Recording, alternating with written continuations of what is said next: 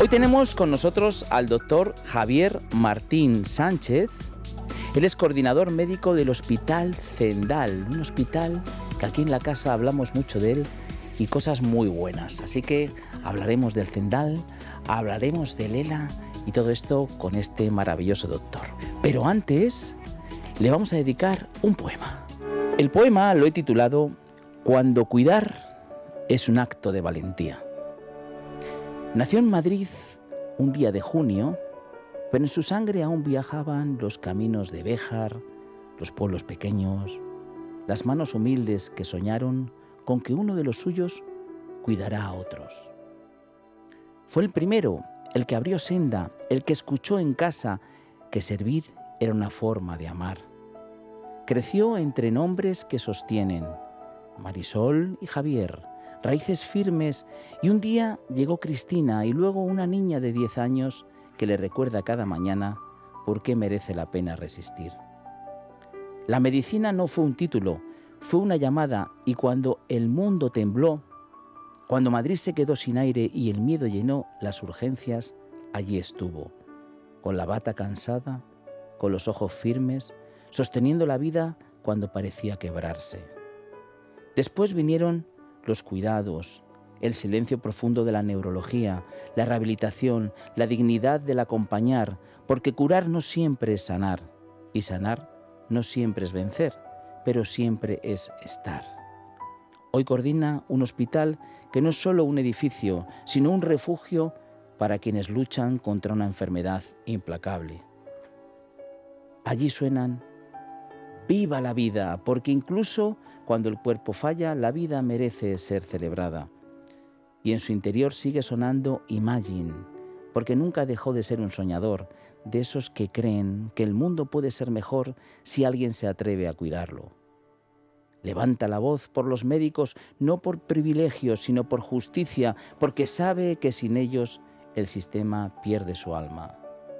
Este es el retrato de quien eligió no pasar de largo, de quien aprendió que la medicina no es poder, sino responsabilidad. Bienvenido, doctor Javier Martín. Gracias, Adolfo, y sobre todo gracias por este regalo que de verdad todavía me tiene la piel de gallina. Me alegro que te haya gustado. Bueno, pues antes de empezar a charlar, Javier, si te parece, vamos a conocer un poquito tu currículum. Y para ello lo va a hacer Hugo Alonso. Se licenció por la Universidad Autónoma de Madrid en 1999. En 2004 orientó su carrera a la geriatría, obteniendo la especialización. Ya en 2007 logró el doctorado por la Universidad Complutense de Madrid con premio extraordinario. Tras obtener la especialización, comenzó a desempeñarse como médico adjunto del Servicio de Urgencias del Hospital Universitario Clínico San Carlos. Paralelamente ha consolidado una intensa trayectoria académica e investigadora, vinculada a la Universidad Complutense de Madrid como profesor asociado y al Instituto de Investigación Sanitaria San Carlos, donde coordina el grupo de investigación en patología de urgencias y emergencias. Asimismo, ejerce como tutor de residentes de medicina familiar y comunitaria y forma parte del Comité de Ética de Investigación Clínica del hospital. Cuenta con el certificado de Medicina de Urgencias y Emergencias por la SEMES y ocupa o ha ocupado diversos cargos de responsabilidad científica en sociedades nacionales e internacionales, especialmente en los ámbitos de la geriatría en urgencias y la insuficiencia cardíaca aguda. Es editor asociado de la revista Emergencias y ha sido editor español de Academic Emergency Medicine. Ha dirigido 10 tesis doctorales en distintas universidades y mantiene una destacada producción científica con más de 300 artículos indexados, además de libros y capítulos de libro. Actualmente es coordinador médico del Hospital Enfermera Isabel Zendal, que alberga el centro especializado de atención diurna para la ELA. Bueno, Javier, ¿se nos olvida alguna cosita? ¿Quieres puntualizar algo? Bueno, probablemente es como yo digo, es una carrera médica prolija, pero bueno, como la de cualquier otro médico. Es verdad que los médicos muchas veces con el paso de los años vamos aunando reconocimiento académico, pero lo más importante es el fin de esto, ¿no? Y el fin es que somos personas donde realmente estamos orientando nuestro compromiso a las personas, a los pacientes, y yo creo que esa es la parte más importante de mi currículum, que es la que me gustaría que fuera destacada hoy, ¿no? Sí, efectivamente. Hoy vamos a hablar de, pues, de esa parte, ¿no? De esa parte. A mí me interesa mucho el tema del COVID, que fue un momento donde tú, por estar en urgencias, pues viviste bueno, pues es interesante, ¿no? Porque hay una parte humana muy importante, ¿no? También haremos un repaso también por el Colegio de Médicos, ¿no? Todo lo que has estado haciendo allí, y evidentemente hablaremos, como está claro, del ELA, ¿no? Del CENDAL y del ELA, que mucha gente no lo conoce, ¿no? Y yo creo que es interesante saber lo que estáis haciendo en este gran hospital y que tanto bien ha hecho y tanto bien está haciendo, ¿no? Bueno, pero antes vamos a hacer un pequeño repaso. Somos un poquito, no sé si decirle curiosos, ¿no? Por no decir cotillas, ¿no? Un poco por tu vida, ¿no? Nace un niño en Madrid en el año 75, sus papás Marisol y Javier, ¿no? ¿Qué vinculación tienes? Me hablabas de Béjar, Salamanca. ¿Por dónde viene esto de...? Bueno, yo creo que me nacen en Madrid. Mi familia fundamentalmente es salmantina, de un pueblecito llamado Béjar, y yo creo que ahí pues surge una familia con antecedentes fundamentalmente de gente humilde y trabajadora del ámbito textil, y donde pues familias a base de esfuerzo hacen que unos hijos puedan tener una carrera universitaria, se conocen en Madrid y bueno, fruto de esa relación surge esta persona, una persona pues con unos valores humanos, donde me han enseñado lo que es el tema de la generosidad, el compromiso y el cuidado. Y bueno, pues probablemente todo eso se acaba vehiculizando a través de una profesión de cuidados como es la medicina, ¿no? ¿Qué primeros recuerdos tienes, Javier, de tu infancia? Es decir, si dijeras, mira, pues voy a pensar en esto, en el cole, en mi casa, no sé, ¿cuáles son lo que te viene así a la mente lo principio? Bueno, yo creo que he sido un niño, sobre todo profundamente muy, muy estudioso y muy comprometido con acciones sociales, ¿no? Pero yo creo que esto, pues bueno, son los valores que te inculca tu familia. Y en ese sentido, bueno, yo creo que desde el principio siempre tuve las cosas más o menos claras. A mí me gustaba mucho el ámbito del deporte y el ámbito de la medicina. Probablemente si me hubiera dejado guiar por mis deseos, hubiera sido profesor de educación física. Y de hecho, pues bueno, siempre me gustó mucho todo el tema de la educación, de la formación, probablemente porque mis padres han tenido en su etapa un estudio magisterio, el otro una ingeniería, para acabó dedicado al ámbito de la docencia, y yo creo que lo que he sido fundamentalmente es hijo de unos profesores muy comprometidos con la enseñanza, ¿no? Y en ese sentido, pues bueno, yo probablemente ligué ahí el mundo del deporte, el mundo de la docencia y bueno, probablemente dentro de lo que tuve una formación académica buena y muy comprometida, pues probablemente ya se me abrió también el mundo a poder hacer otras cosas ligadas a la medicina. De hecho, ahora cuando me has dicho una imagen que te venga a la mente, probablemente una de las cosas que utilizaron para convencerme ya de muy pequeñito de hacer medicina es los doctores salen al campo de fútbol a cuidar a los jugadores de fútbol. Entonces yo ya quería ser como Pirri y probablemente, ¿no? O como Corbalán o como otros grandes ilustres del mundo del deporte, donde pues tenían esa afición, ¿no? del deporte, pero también del cuidado de los deportistas, ¿no? Luego... ¿Qué deporte, Javier? Bueno, yo es verdad que practiqué mucho de pequeño artes marciales. Yo fui judoka. Es verdad que es un arte marcial que cuida mucho al contrincante.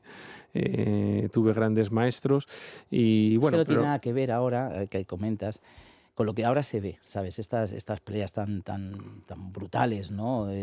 Yo que hice karate, tú hiciste judo, yo hice karate en mi época, había un gran respeto, ¿verdad?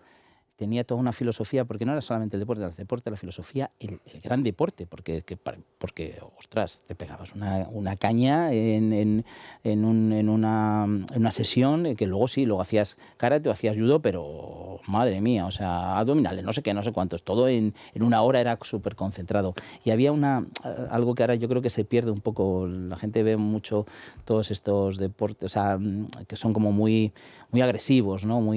Había otra filosofía, ¿no? A mí, yo creo que a mí bueno, me enseñó muchos valores, ¿no? Uno fundamentalmente es la voluntad. Yo creo que soy una persona con muchísima voluntad y que viene probablemente del compromiso del deporte. Y luego es verdad que, por lo menos en el ámbito del judo, mi maestro penalizaba el hacer daño a un contrincante, ¿no? Entonces, en ese sentido, pues bueno, había un gran respeto por la técnica, pero en ningún momento por hacer daño, ¿no? Y de hecho, yo ya desde muy pequeñito aprendí que la mejor pelea es la que no ocurre, ¿no? Ah, muy bueno, muy bueno. Fíjate, a mí me decía mi padre, dice, dice, hay un letrero, ¿no? Y aparece, este sombrero es de un boxeador, ¿no? Que lo deja y le pone luego, este se lo ha llevado un corredor, ¿no? Pues a saber qué es lo que puede más, ¿no? Muchas veces sí. Oye, ¿y en qué colegio estudias? ¿En qué colegio estudié? Sí, sí. En el Liceo Sorolla, en Pozuelo de Alarcón. Mi madre era maestra de primaria. Entonces, pues bueno, yo creo que tuve la suerte de tener acceso a un colegio que me enseñó muchísimas cosas. De hecho, acaba de hacer 50 años el colegio hace unos meses. Y la verdad es que tuve la suerte de contar con grandes profesionales en el ámbito de la educación y donde pues probablemente pues hoy por hoy sentaron las bases de conocimiento de lo que hoy es esta persona, ¿no? Uh-huh. Y has dicho antes, me convencieron de hacer medicina. ¿Quién estuvo ahí? ¿Tu padre, tu madre? ¿Hubo alguna otra persona o cómo fue? Bueno, yo creo que en general los padres siempre decían, bueno, pues estudia otras posibilidades, otros registros. Es verdad que en el entorno de la familia pues también has conocido a algún médico y en ese sentido es verdad que yo también tenía muy ligada mi vida, probablemente porque desgraciadamente fui hijo único por cuestiones ajenas al deseo de mis padres, y en ese sentido siempre mi madre intentó que desarrollara lo que fue toda el etapa de la niñez y de la adolescencia dentro de grandes colectivos. Entonces estaba en grupos parroquiales, estaba en los Boy Scouts, y en ese sentido pues es verdad que en los Boy Scouts siempre pues las especialidades que más me motivaron eran la de primeros auxilios, la de los vendajes, la de las curas, y siempre desde pequeñito tenía mi botiquín. Luego ya empezabas un poco a estudiar más manuales de supervivencia, y yo creo que en ese sentido pues se fue dirigiendo también un poco al mundo sanitario, ¿no? Uh-huh. Y es verdad que yo es que casi, yo no soy hijo único, pero 14 años mayor que yo. O sea, yo fui como ese quiste, que era un quiste y luego creció el quiste y fui yo, ¿no? Entonces, casi me he criado también como hijo único, ¿no? Entonces, es verdad que tenemos ahí un tema de que, claro, yo siempre decía, joder, una casa con muchos hermanos, qué guay, no sé qué, pero luego, por otro lado, yo decía, joder, yo tengo aquí mi sitio, mi estudio, mi tal, y luego tengo también mis amistades, mis Boy Scouts, mis cosas, ¿no? También tiene su parte que te hace reflexionar más, y como están como más pendientes, pues tú también, y además viniendo de una familia humilde, ¿no? Que no es una familia, pues es verdad que tu capacidad de quedar bien con tus padres, de esforzarte, eso luego yo lo pienso y digo, joder, me vino muy bien. Bueno, yo creo que hay una parte que yo creo que los hijos únicos nos reconocemos entre nosotros, indistintamente de que probablemente tenga muchas taras, pero yo creo que dentro de los dones está el que sabes que al final todo te va a tocar a ti. Entonces eso sí genera un instinto de supervivencia y de responsabilidad, que yo no digo que en las familias numerosas, que es verdad que tienen otro tipo de valores, ¿no? Como es el cuidado de los mayores a los pequeños, que también son valores muy importantes, ¿no? Pero es verdad que generamos probablemente un instinto de supervivencia a los hijos únicos, que en ese sentido sabes que te va a tocar a ti. Igual que si un día tus padres tienen un mal día y hay una bronca en casa, te va a tocar a ti. Y el cuidado de tus padres te va a tocar a ti, con lo cual muchas veces no puedes delegar la responsabilidad en otros, ¿no? Y en ese sentido yo creo que sí genera un sentido. Y le puedes echar la culpa. No, nadie, fue, no, aquí no ha sido nadie. Qué bueno. Y entonces nada, te pones, haces, me imagino gran alegría, te pones a hacer medicina. Me imagino que ya había números clausus, ¿no? Para entrar en medicina. Sí, era un proceso muy selectivo. Es verdad que, bueno, yo tampoco le quiero dar más valor a esto, pero era un niño fundamentalmente muy, muy trabajador desde pequeñito, muy estudioso. Es verdad que no tuve ningún problema de acceso.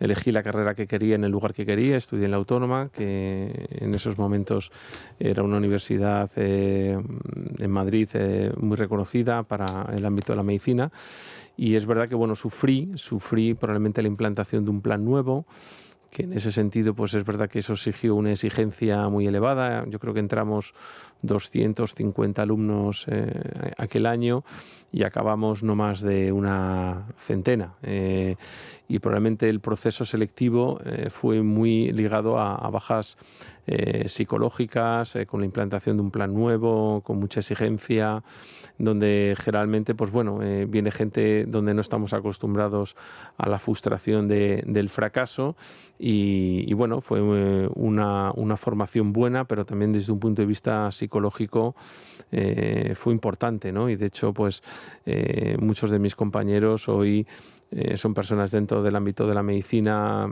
muy reconocidas por su labor, pero probablemente también yo creo que la carrera nos enseñó mucho de aprendizaje en otros ámbitos no puramente médicos, por ese proceso, ya digo, de implantación de un plan nuevo y de un proceso selectivo que era, pues bueno, muy, muy agresivo en ese momento, ¿no? ¿Qué opinas, Javier, ahora que has dicho esto, de esas notas tan altas, elevadas que tienen que tener las personas? Porque hay algunos profesores, tú también eres profesor, que y dice, es que hay veces que tú le preguntas a uno, ¿por qué estudias medicina? Y dice, porque me da la nota, ¿no? Parece que si tienes un 13 con los caras, son esas notas, 13 no sé cuánto, nosotros era 10, ¿verdad? Son 13. Si no estudias medicina, dice, pero ¿cómo no estudias medicina si tienes un 13,4, un 13,7, ¿no? Y a veces que no es tanto la vocación, ¿no? ¿Qué opinas de esto? ¿Cómo lo ves? Bueno, yo creo que, y lo has dicho, Adolfo, fenomenal, yo creo que la nota no perfila competencias, y una buena nota no significa que vaya a ser un buen médico, ¿no? Yo creo que hoy por hoy esto viene, pues bueno, del equilibrio de la oferta y la demanda. Hay que entender que la nota no es que la pide la facultad, sino que es el último punto de corte del año anterior. Y eso pues probablemente es porque es una profesión muy, muy solicitada, ¿no? Yo creo que hoy en día también es una profesión, o por lo menos dentro del ámbito de España, donde si eres una persona trabajadora, donde si eres una persona comprometida desde un punto de vista académico, es fácil ir adquiriendo una serie de pasos, o por lo menos no tan complejo como en otras profesiones, ¿no? Y por ejemplo, pues estoy pensando en los FIR, en los PIR, en otras profesiones sanitarias donde el proceso selectivo es mucho más complejo, sobre todo porque el número de plazas es mucho más limitado, ¿no? Entonces es verdad que asegura una carrera que si eres una persona estudiosa, si eres, pues bueno, vas alcanzando una serie de hitos, y probablemente, pues bueno, yo creo que eso también a la gente le hace el hecho de poder elegir esta carrera. Pero una nota no elige un buen médico, ¿no? Y entonces yo creo que sí es un punto, es verdad que el examen MIR es un examen justo, pero probablemente deberíamos ir planteándonos en el siglo XXI otra serie de competencias para poder elegir lo que es un buen médico, o una persona por lo menos que va a dedicar su vida al servicio de los demás, y aquí ya englobo otras profesiones sanitarias, ¿no? Con lo cual, en este sentido, yo soy una persona a la que me fijo poco en los resultados, me fijo más en la metodología, y yo creo que en este sentido una buena nota no debe definir la profesión de una persona. Yo creo que una buena nota lo que da es libertad para la elección, pero probablemente, y de hecho yo, por ejemplo, a mi hija y a las personas de mi entorno siempre se lo digo, ¿no? Estudiar mucho, porque una de las cosas en las que te puede hacer más infeliz en la vida es no tener capacidad de decisión. Pero una nota lo que da es capacidad de decisión, pero uno tiene que hacer lo que realmente sienta y donde realmente uno crea que va a dar el mejor servicio a los demás. Yo te voy a contar una anécdota muy personal, ahora que solamente me escuchas tú. Yo recuerdo, yo he tenido la suerte, y probablemente yo definí mi especialidad porque Yo soy un amante de mis abuelos y es verdad que para mí la gente mayor, bueno, en mi vida ha significado cosas muy importantes y he estado muy ligado al cariño de mis abuelos, ¿no? Entonces, yo tenía una abuela que tuvo una experiencia con casi 100 años, donde bueno, tuvo una fractura lumbar, al final hubo que hacer un tratamiento no farmacológico, en su momento bueno, era una intervención que requería una anestesia. Y bueno, ella cuando despertó me dijo que se había muerto en la operación, ¿no? Entonces, bueno, yo me sorprendió, entendí que era un efecto de la anestesia y ella me dijo que había ido al cielo, ¿no? Y que cuando había ido al cielo, pues vio una gran cola con mucha gente, con muchos papeles, que no era fácil entrar, había mucha demanda por entrar al cielo. Y en ese sentido, pues bueno, ella dice que se saltó la cola, ¿no? Y que preguntó a San Pedro que qué había que hacer para entrar en el cielo. Y le dijo elegir un oficio y hacerlo bien. Entonces, ella en su vida se había dedicado al mundo textil, sabía que había sido una buena profesional, se sintió tranquila y por eso decidió volver, ¿no? Entonces, yo creo que en la vida lo que hay que hacer, ¿no? Y entiéndeme, para santificarse es elegir algo y hacerlo bien. Y da igual lo que hagas, pero lo que debe ser es hacerte a ti feliz, fundamentalmente, ¿no? Ahora que estamos en el debate Nadal-Alcaraz, y elegir un poco lo que te haga feliz, disfrutar y probablemente eso dará un buen retorno a la sociedad, ¿no? Muy buena anécdota y sabio consejo. Bueno, llegado este momento te vamos a hacer un regalo musical. Javier, ¿qué estamos escuchando? Viva la vida. Viva la vida. Bueno, yo creo que es mi lema, probablemente es verdad, y luego hablaremos con la fase pre y post-COVID en mi vida, ¿no? Donde pasé de una etapa académica a una etapa en la que probablemente como llaman ahora, mi ikigai, ¿no? Mi objetivo vital es poder ayudar a los demás y en ese sentido me he convertido en un gran disfrutón y bueno, y hoy por hoy comparto mi vida con personas con ELA y a mí me hizo muchísima ilusión de que ellos además son grandes disfrutones, por eso tenemos tan buena relación. Una vez decidieron por votación qué canción representaría el centro, ¿no? Y representaría a este colectivo de personas, ¿no? Y también eligieron esta canción, ¿no? Con lo cual yo creo que además de ser un gran soñador, soy un gran disfrutón y creo que la vida está para vivirla en letras mayúsculas. Bueno, pues viva la vida. Y ahora vamos a vivir un momento donde Hugo Alonso nos va a hacer una recomendación. La artrosis afecta a más de 7 millones de españoles y su incidencia se dispara después de los 40 años. Esta enfermedad es tan grave que ya es la tercera causa de incapacidad permanente en España, forzando a millones de personas a vivir con dolor crónico y pérdida de movilidad. La buena noticia es que ya no hay que resignarse a vivir con estos síntomas tan incapacitantes. Existen tratamientos muy innovadores que mejoran significativamente la calidad de vida de las personas que la sufren, como los de Mejorando tu Vida, que ofrecen soluciones avanzadas para reducir drásticamente el dolor y la inflamación, con el beneficio clave de recibirlas sin tener que desplazarse. Bueno, pues yo ya me coloco mi guante. Este guante que ya todos conocemos, pero que algunos todavía no tenemos. Lo tenemos que tener. ¿Pero por qué lo tenemos que tener? Porque mira, si tú tienes artrosis, que no lo vamos a poder curar, de momento no se puede curar, ojalá se pudiera curar, pero de momento no se puede curar, tenemos dos maneras: o nos resignamos con el dolor o intentamos no tener dolor y poder mover mejor. Eso es lo que hacemos, por ejemplo, con el guante. El guante está recomendado, vino aquí el doctor Luis Fernando Villa, también el doctor José de la Mata, y nos recomendaron este guante, que habían hecho estudios ellos sobre este guante.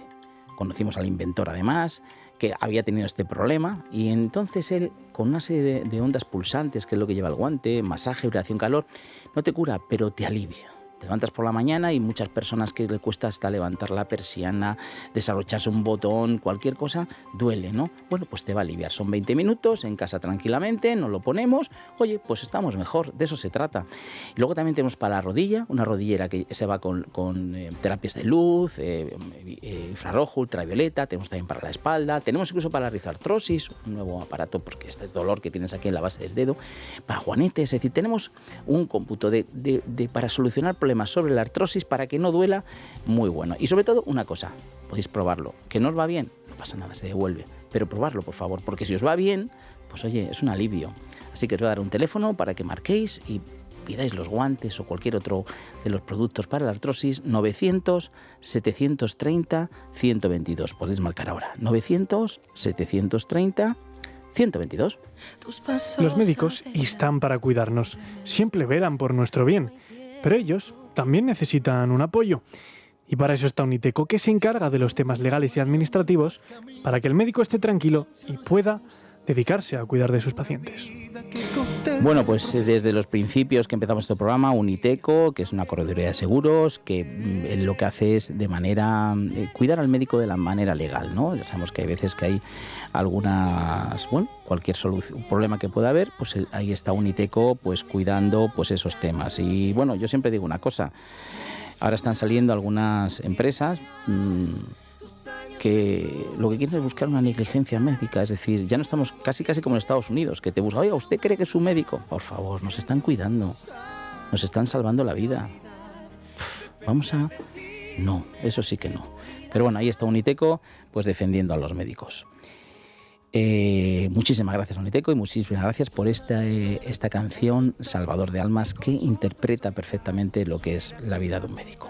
Bueno, me da muchísimo gusto, porque hoy tenemos dos personas, una al teléfono y otra que tenemos aquí en el estudio, que hace tiempo yo entrevisté a un doctor, un ginecólogo, el doctor Chema Fernández.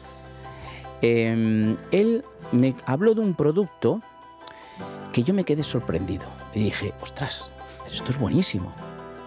Y dije, Chema, cuéntame más cosas de esto. Entonces dice, mira, no te preocupes, que yo te voy a presentar a personas que lo están trabajando, que lo están llevando.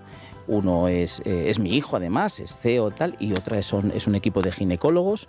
Y me dice, habla por favor con una doctora que es buenísima, además ella es ginecóloga del Hospital Valle de Henares, es especialista además en reproducción asistida, pero es que este producto está muy bien, así que habla porque yo creo que lo tenemos que comunicar y yo evidentemente creo que es muy interesante.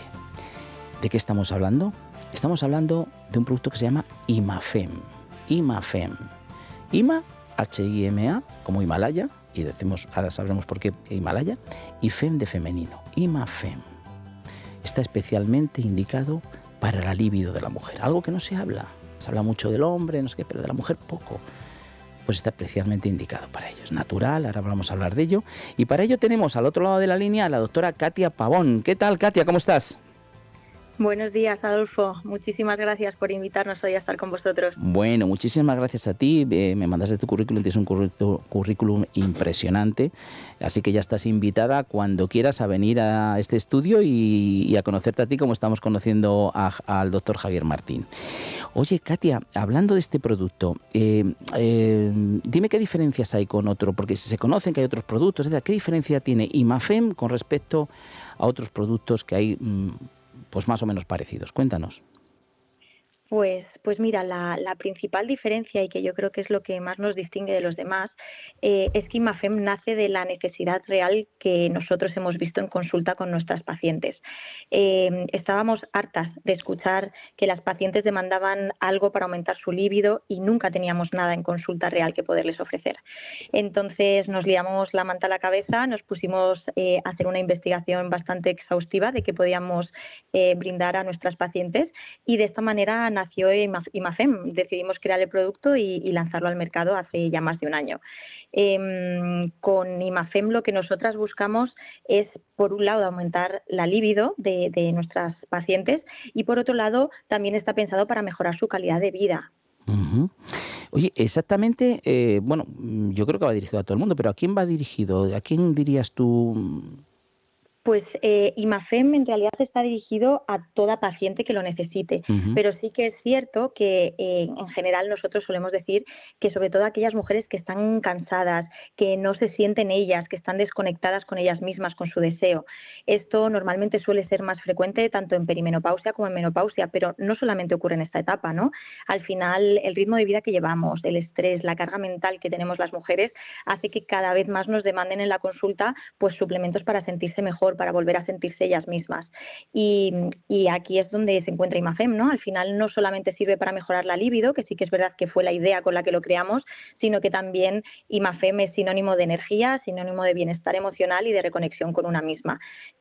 Claro, es que fíjate que cuando estuvo el doctor Chema Fernández Moya y le entrevisté, cuando me comentaba él, dijo, claro, es que cuando una persona está sin energía ninguna, pues aunque ya no hace falta que sea menopausia, una persona, pues imagínate una mujer, pongo el tipo, 40 años, tiene 2 hijos, trabaja, viene a casa, bum, bum, bum, dice, está sin energía, pues claro, eso afecta a todo, y entre ellos a la libido, ¿no? Es así, ¿no? Esto. Justo. Al final el deseo de la mujer es mucho más complejo, ¿no?, que el del hombre, como nosotras decimos, porque al final no depende solamente de un factor físico, sino que depende de muchos más factores, sobre todo de encontrarte bien contigo misma, ¿no? Muchas veces el propio cansancio que tienes, pues obviamente si no puedo con mi vida, ¿cómo voy a pensar en hacer cualquier cosa más, ¿no? Entonces muchas veces el armonizar y el conseguir recuperar esa calidad de vida, pues también mejora mucho el deseo. Si además a eso le sumamos que ImaFem es un suplemento que además es natural, porque muchas veces también existe ese miedo, ¿no?, de tomar fármacos, de tomar hormonas. ImaFem es un producto completamente natural. Hemos incorporado dos ingredientes clave, que son el Libifem y el Cordyceps, que es poquito conocido en la zona occidental, pero en las regiones orientales se conoce mucho. De hecho, allí le llaman la Viagra tibetana. Pues esto hace que al final sea muy cómodo para la mujer tomarlo. Se toma una vez al día en un formato de un stick bebible y esa mujer recupera esas ganas, ¿no?, esa energía. Muchas veces, a mí sobre todo, y la frase que más me gusta de mis pacientes cuando me dan el feedback de la medicación es: Katia, me he vuelto a sentir yo misma, ¿no? Entonces, creo que el recuperar tu esencia, el recuperar sentirte bien, pues al final hace que también te sientas bien con los demás y con tu pareja, claramente. Qué maravilla, Katia. Oye, y esta pregunta que a lo mejor se está haciendo alguien, ¿cuándo lo voy a notar? ¿Qué se siente? ¿Cuándo lo noto? Justo, pues a raíz de lo que os comentaba, de que al final es un producto natural, tenemos que tener un poquito de paciencia, ¿vale? ImaFem no es una Viagra femenina, eso va a ser imposible de conseguir, por lo que os comentaba, que el deseo de la mujer es mucho más complejo que simplemente tomar una pastilla. Entonces, al tratarse de un producto natural, tenemos que tener un poquito de paciencia. Yo normalmente les digo a mis pacientes que sí que vamos a empezar. Hay mujeres que es verdad que notan los efectos muy pronto, pero por norma general notamos ese aumento de energía, ese aumento de calidad, de bienestar en torno a las 2, 3, 4 semanas de uso, y la libido sí que empieza a aumentar a partir de la 5ª semana aproximadamente, llegando al pico máximo de beneficio en torno a los 3 meses, ¿vale? Siempre os decimos que al ser un producto natural tenemos que tenerle un poquito de paciencia, ser súper constantes tomándolo todos los días, y ya veréis que con el tiempo, nosotros en los estudios que hemos hecho, en torno al 80% de las pacientes ya nota ese beneficio en torno a las 4 o 5 semanas de uso. Oye, pues está genial, porque además es verdad que las cosas con el cuerpo se va adaptando, te vas encontrando mejor, y al final es cuando pasan ese tiempo, esos 3 meses, y dices, oye, pues qué diferencia, ¿no? Pues oye, Katia, ¿querías decir algo más? Perdona. No, justo, decía sí. que sí, que justamente es eso. Sí. Vale, pues doctora Katia Pavón, ginecóloga del Hospital Valle de Henares, muchísimas gracias. Ahora le vamos a decir que tenemos aquí a Pepe Fernández, y le vamos a decir a la gente dónde puede adquirir ImaFem, pero muchísimas gracias por pensar en cosas que mucha gente no piensa, y vosotros lo habéis pensado. Gracias, Katia. Muchísimas gracias a vosotros.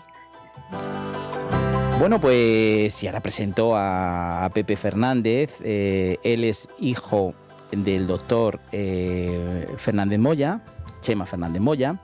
Él se ha metido en este proyecto con su padre porque evidentemente han visto esta necesidad. Claro, el ginecólogo que está continuamente pasando consulta, pues esto no es una cuestión que se comente muchas veces en un bar, pero al ginecólogo sí se lo decimos. Entonces, aquí tenemos a Pepe. Pepe, ¿qué tal? ¿Cómo estás? ¿Qué tal, Adolfo? Muchas gracias por venir, de verdad, y por apoyar en este programa y por decirnos cosas y presentarnos cosas muy interesantes.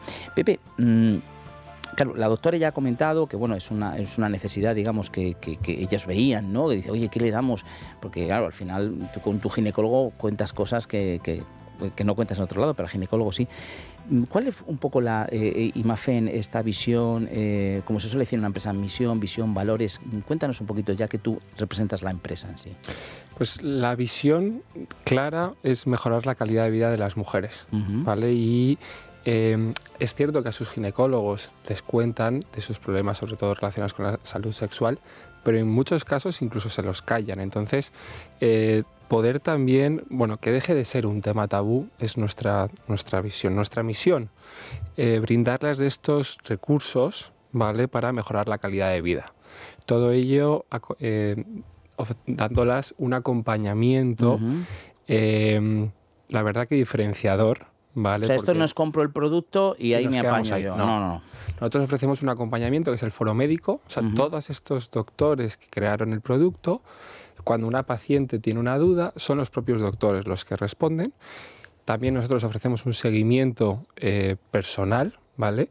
Y ponemos a su disposición de manera gratuita pues webinars y artículos de interés, porque al final la salud sexual no solo es la suplementación, sino también afecta a la nutrición, afecta, bueno, pues tiene ámbitos de psicología, sexología y muchos otros ámbitos que abrimos la puerta a las clientas. Y la parte de valores, pues al final nos reforzamos mucho en el acompañamiento, porque sabemos que es un tema muy personal y delicado, y vamos a seguir apostando por la investigación. Todo esto nace de una necesidad en consulta, de ahí pasa la investigación y pasamos al desarrollo. Pues vamos a siempre basarnos en esos pilares para ofrecer siempre productos de la máxima calidad posible a las clientas. Yo ya tenemos, si entráis en la web, que ahora os voy a dar, yo sé que estáis esperando una web y un teléfono, lo voy a dar, pero si entramos en la web ya veréis ahí los estudios que se han hecho, ya son muchos los estudios, ¿verdad? Ya tenemos todo identificado, sí es verdad que es muy importante lo del tiempo, los 3 meses, o sea, no vamos a ir... como se suele decir, cada cuerpo es un mundo, claro. Cada uno tiene sus hábitos. Eso es. Y bueno, no es un medicamento, al final es un bioenergético, es 100% natural y hay que darle un margen. Bueno, pues ahora sí, venga, voy a dar una web y voy a dar un teléfono. ¿Apuntamos? Vamos a apuntar. La web es, como siempre, www.imafem, Ima como Himalaya con H, Ima, y luego Fem como femenino y acaba en la E. Imafem.com. Ahí podéis entrar, verlo todo, comprar el producto, preguntar. Y si algunas personas preferís usar un teléfono, pues os vamos a dar un teléfono gratuito. 900-730-061. Lo repito, 900-730-061. Millones de gracias, Pepe, muchísimas gracias, de verdad, de corazón, porque que penséis en esto y en tantísimas personas que seguramente están diciendo, oye, pues por fin, porque estamos escuchando siempre a los hombres, ¿no? Hay muchos de esto, pero para las mujeres parece que es un tema como más tabú y no se habla. Muchísimas gracias, Pepe. Gracias a vosotros. Gracias. Bueno, pues ahora tenemos un regalo para el doctor Javier Martín Sánchez. Doctor. Jamón de bellota 100% ibérico de Navarretinto. Aquí tenemos, mira, además es que Navarretinto cuida todo, fíjate qué cuidado, esto de nuestro médico Juan Falvisto, Navarretinto para el doctor. ¿Sabes lo que decía Gregorio Marañón? Decía, no hay una sola enfermedad en la que el médico, si no está inficionado de pedantería, pueda prohibir el jamón con fundamento. Su eficacia nutritiva y la levedad con la que se digiere lo convierten casi en una bienhechora medicina. Así que aquí tienes tu jamón que te regala Navarretinto, producción propia, 100%, es una familia estupenda, maravilloso, yo los he visitado, están allí cortando el jamón, todo es natural, bueno, una cosa maravillosa, ya verás qué rico. Así que ya saben, ¿y ustedes también pueden tomar un Navarretinto? Claro que sí, ahí tienen un teléfono que además yo se lo voy a dar, 91 625 0228, 10% de descuento. Pueden cobrar unos sobres, pueden comprar el jamón entero, pueden probarlo, lo que quieran. 91 625 0228, repito, 91 625 0228, con un 10% de descuento. Llamen y digan que lo han visto en Historia de Nuestros Médicos, y si no, también en la web navarretinto.com. Bueno, pues seguimos con el doctor Javier Martín. Quiero hablar de varias cosas, pero casi el ELA. ¿Te parece, Javier? Perfecto. Porque se habla mucho del ELA. Dinos el ELA, dinos lo que tú ves, qué tipo de personas es, porque son muy especiales. ¿Qué hacéis en el Zendal Cuéntanos todo esto, por fin. Bueno, yo creo que hoy por hoy el ELA probablemente está alcanzando el protagonismo en la sociedad que merece. Es una enfermedad neurodegenerativa y lo que va ocasionando es que el paciente va perdiendo fundamentalmente fuerza y otras funciones de manera progresiva, excepto o en un limitado número de pacientes de la cognición. Es decir, el paciente es consciente en todo momento de su situación, ¿no? Una vez, no hace muchos meses, me invitaron a un congreso de estudiantes de medicina a hablar sobre esta patología. Y lo que hice fue pues invitar a 3 personas que tenían ELA a que directamente hacerle una serie de preguntas y respuestas a los estudiantes, y le pedí a mi hija de 10 años que me acompañara a la charla, ¿no? Entonces me preguntó: papá, no sé si he entendido bien lo que es la ELA, ¿no? Entonces le dije: mira, me gustaría que te sentaras en ese sillón, no puedes mover los brazos, no puedes mover las piernas, no puedes hablar y en estos momentos tienes una avispa en la nariz. Dice: papá, hoy entiendo lo que es la ELA, ¿no? Entonces hay una serie de, ya no es que sea una patología que con un pronóstico de vida fatal, es decir, prácticamente 1 de cada 2 fallece en los 2 primeros años, sino también es una patología que afecta profundamente a la calidad de vida, ¿no?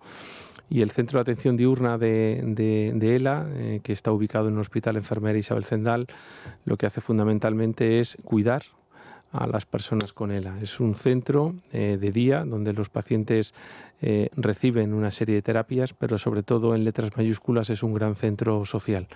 Atendemos a más de 100 personas con ELA diarias, y yo creo que una de las frases que más me ha llegado de las personas que acuden al centro es que es un centro de vida y sobre todo que es un centro donde ellos dejaron de sentirse un mueble en su salón, ¿no? Entonces es una apuesta fundamentalmente por los cuidados, las terapias, y donde se trabaja con una variable o 2 variables principales: es mantener las funciones el máximo tiempo posible en una patología que hoy no tiene cura, y en mejorar la calidad de vida de estas personas, ¿no?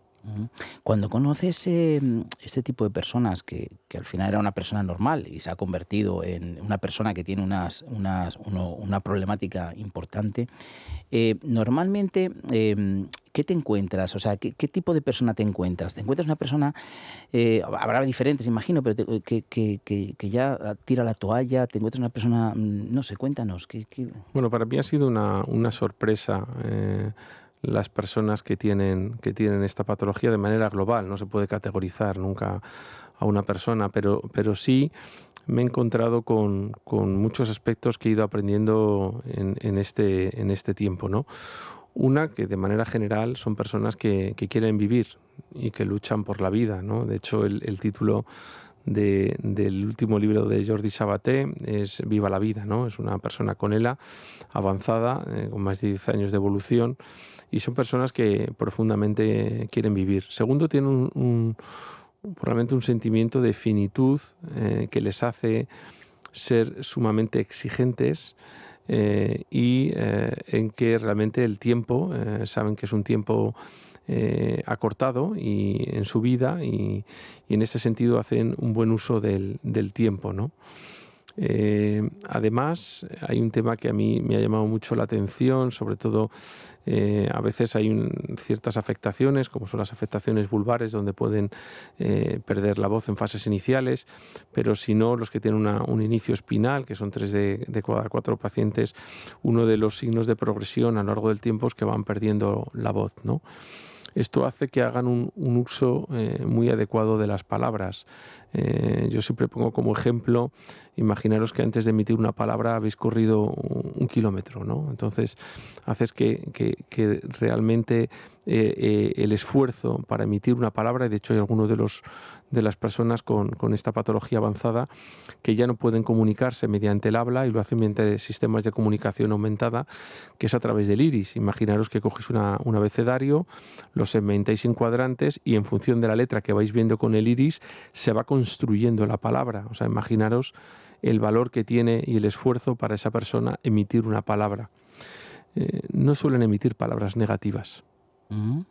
Qué bien. Con lo cual hacen un uso exquisito del lenguaje, y es un lenguaje por lo general exigente, pero positivo, ¿no? Y en ese sentido a mí he sido, gracias a Dios, elegido para esto. No lo he elegido yo, sino me ha elegido la vida para poder estar acompañando a estas personas, pero realmente esto es un aprendizaje de vida, ¿no? Más que un aprendizaje profesional.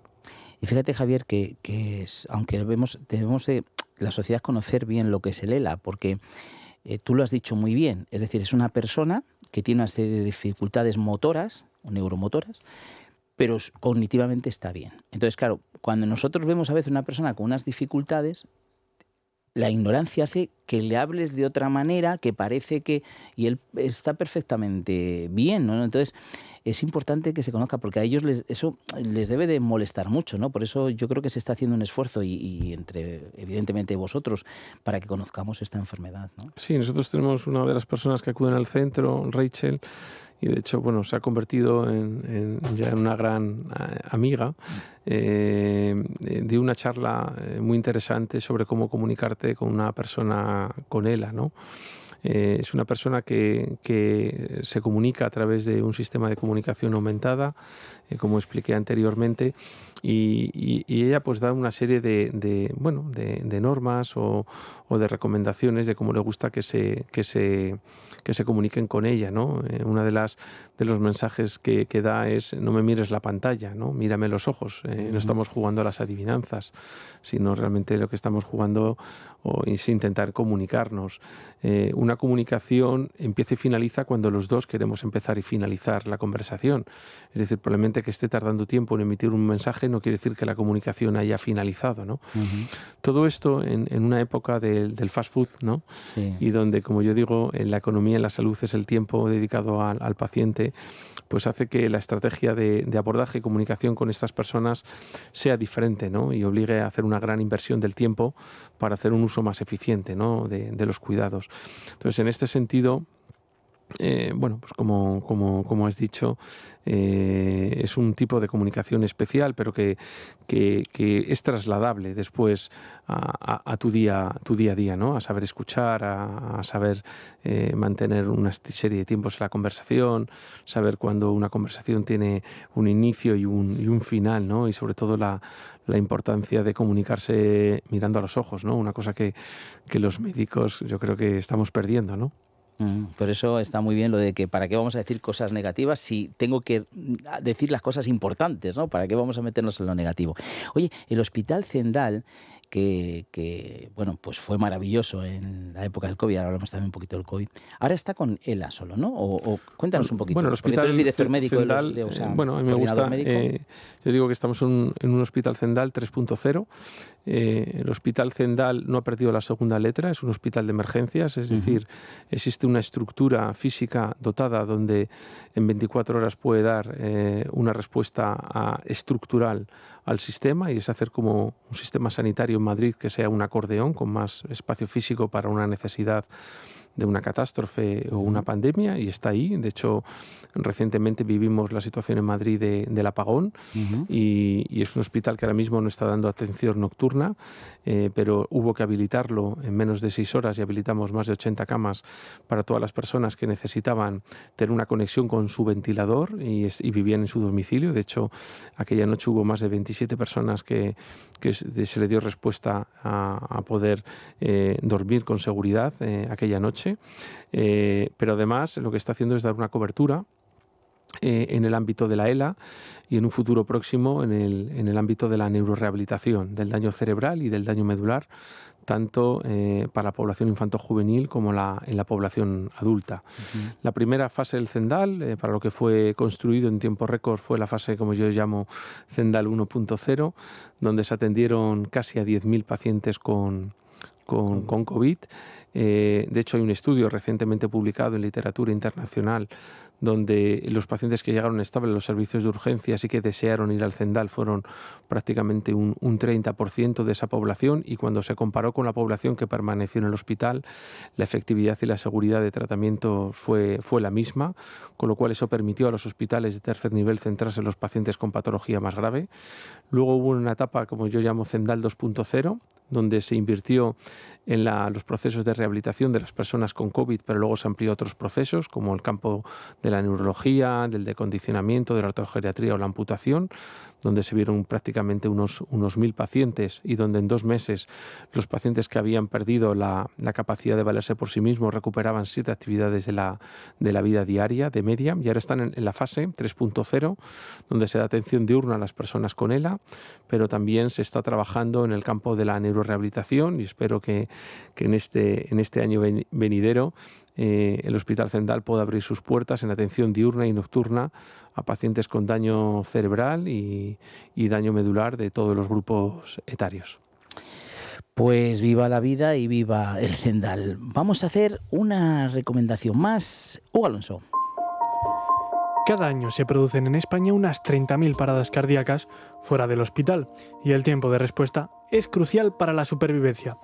Según datos recientes, el tiempo medio de llegada de una ambulancia ante una parada cardiorrespiratoria es de 11 minutos.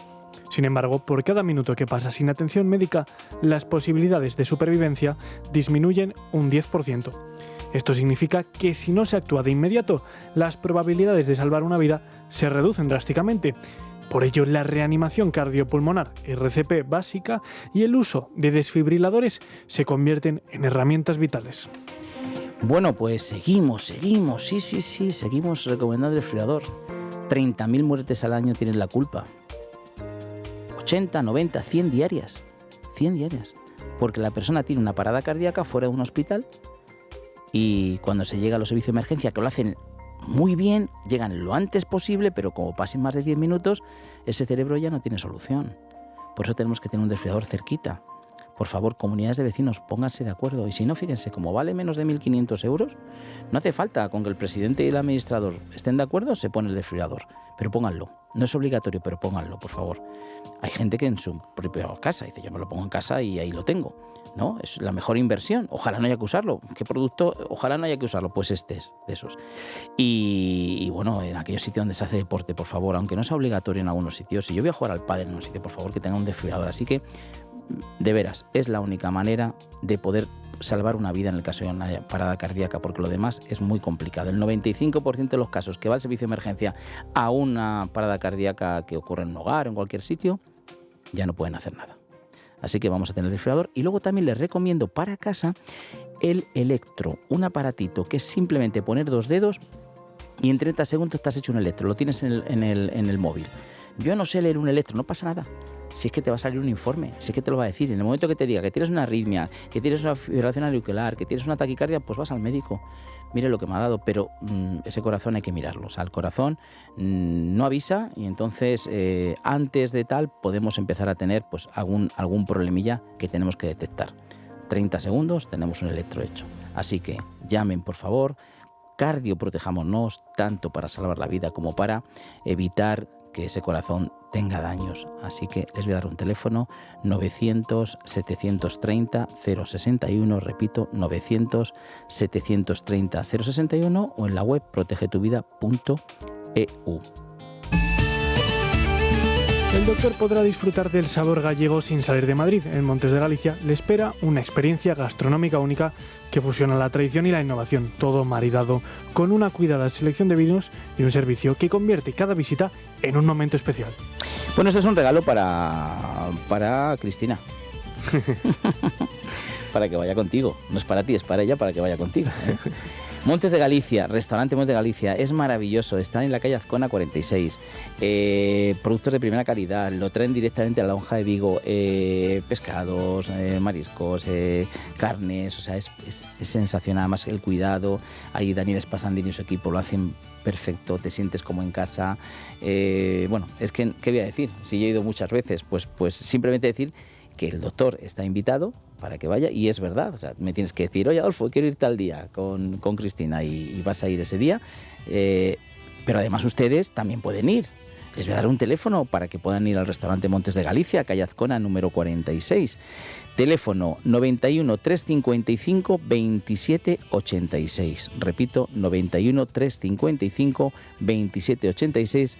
Restaurante Montes de Galicia, calle Azcona número 46. Bueno, nos queda muy poquito, Javier, Martín, pero yo quiero, porque yo sé que nosotros hemos montado un equipo de comunicación para que esto que estamos haciendo aquí en la tele, en la radio, para la gente, para la sociedad, que son pacientes, al final son pacientes, también lo podamos hacer a gran medida, ¿no? Para ello voy a dar una web para que ustedes puedan ver lo que los médicos nos cuentan, lo que los médicos nos dicen, sus inquietudes, porque al final tenemos que estar muy en contacto con ellos. Nuestros médicos son las personas, como digo yo al principio, que nos cuidan, que nos quieren, que nos miran, que nos acompañan, y tenemos que estar muy con ellos, no ver de vez en cuando una noticia y a ver cómo sale esa noticia, ¿no? Entonces, para ello hemos creado lo que es Valores de Nuestros Médicos, así como suena, Valores de Nuestros Médicos. Es una web, sería www.valoresdenuestrosmedicos.com, donde todos ustedes están invitados a verla, porque ahí los médicos que forman esta comunidad, pues nos dicen muchas cosas, y también lo vamos a sacar a los medios de comunicación. A mí me gustaría que tú, Javier, comentes algo que te dijeras, mira, me gustaría que la sociedad supiera esto. Bueno, yo creo que teniendo en cuenta en el programa en el que estamos hoy y hablando un poco de la página web, ¿no?, de Valores de Nuestros Médicos, sí me gustaría mandar el mensaje en que los médicos es un gran valor de esta sociedad, y que los médicos también deben ser cuidados, ¿no? Y no solamente por el sistema y por la administración, sino también por los propios pacientes, ¿no? Hoy por hoy estamos viviendo una situación de crisis en la relación médico-paciente. Tenemos una situación actual, probablemente consecuencia del envejecimiento de la población, es decir, del éxito de haber conseguido una población envejecida, donde cada vez tenemos más carga de enfermedad, y donde tenemos que tener una corresponsabilidad de alguna otra manera en disminuir esta carga de enfermedad para el sistema, ¿no? Y también pasa por la prevención y por el autocuidado, ¿no? Hoy hablábamos antes de empezar el programa de que se ha publicado recientemente un trabajo en una revista prestigiosa donde la importancia de hacer 5 minutos de ejercicio, ¿no? En ese sentido, yo creo que cada vez tenemos que invertir más tiempo en cuidarnos, en trabajar en el ámbito de la salud más que en el trabajo de la enfermedad, y que hoy por hoy los profesionales sanitarios, y en este caso los médicos, están para de alguna otra manera salvaguardar la salud de las personas, pero también tiene que ser una situación compartida, ¿no? Y además estamos en un momento de crisis de la medicina, del sistema. Y en este sentido, pues también aprovechar la ocasión, Adolfo, de un momento en el que se está discutiendo cuál es la mejor o las mejores herramientas que organicen un poco lo que es todo el tema laboral de los médicos, ¿no? Y el estatuto de los médicos, pues hacer una lanza a favor de la administración, que por favor cuide uno de los grandes valores que tenemos, como es el tema de la educación, ¿no? Es el tema de la salud, y en este sentido hoy tenemos que cuidar a las personas que nos cuidan y realmente apostar por ellas. Bueno, pues esto que ha dicho el doctor es Valores de Nuestros Médicos. Ya saben, es una web, www.valoresdenuestrosmedicos.com. Si eres médico, suscríbete, porque ahí vas a tener tu sitio donde puedas expresar todo esto. Además hay un equipo de periodistas detrás, entre ellos está Hugo y más periodistas, y bueno, vamos a conseguir de verdad que la sociedad, que nos escucháis, que sois pacientes, pues tengamos ese nexo de unión entre médicos y pacientes que somos todos los demás. Muchísimas gracias, Javier, por haber estado aquí, de veras, nos ha encantado. Has abierto no solamente tu ciencia, tu parte de médico, sino también tu corazón, y eso se agradece muchísimo. Muchas gracias a ti, Adolfo, y sobre todo, si me lo permites, unos segundos antes de finalizar el programa, gracias por lo que estáis haciendo, realmente por los médicos, porque el hacer un canal de conexión no politizado, de información fidedigna, donde las personas y los pacientes puedan conocer mejor a los profesionales que cuidan de ellos es muy importante, ¿no? Y porque muchas veces la información no acaba llegando de manera precisa a la población, ¿no? Entonces, gracias por dar y enseñar la otra cara de las personas. Hoy yo soy uno más de los 50.000 médicos de la Comunidad de Madrid, y créeme que no soy muy diferente al resto, ¿no? Y en este sentido, gracias por presentar la otra cara de las personas que cuidan a la población en Madrid y en España, ¿no? Muchísimas gracias a los médicos, y nada, a ustedes pues igual, muchas gracias por escucharnos, por vernos, por querernos, por decirnos cosas bonitas, así que un beso enorme.